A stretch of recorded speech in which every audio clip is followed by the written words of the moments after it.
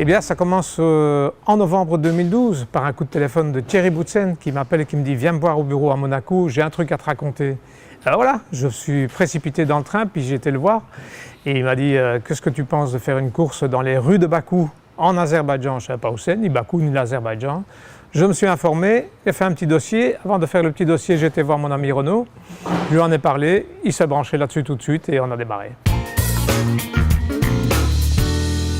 Alors, en ce qui me concerne, la première vision de Bakou, la première expérience de Bakou, un soir, de nuit, en arrivant pendant l'hiver, ville de bord de l'eau, sous la lumière complète, la féerie vraiment de la lumière, de toutes les couleurs, les immeubles qui s'allument dans tous les sens, toutes les 5 minutes qui changent de couleur. Fabuleux, j'étais avec Thierry Boutsen dans une auto.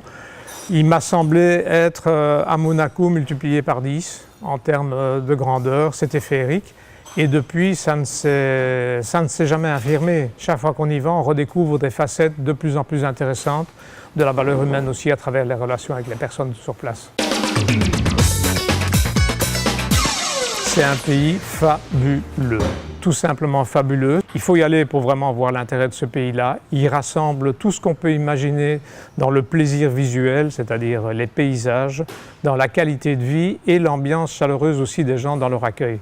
En dehors de ça, le sport automobile n'étant pas la culture de ce pays-là, il est un petit peu de notre mission de le développer, ce sport automobile, et de faire aimer aux gens aujourd'hui une discipline qu'ils ne connaissent pas. Ils connaissent un peu le show, ils connaissent un peu d'autres disciplines sportives, pas du tout le sport auto parce qu'ils n'ont pas de pilote automobile et leurs références sont plus proches de la Formule 1 que des autres disciplines.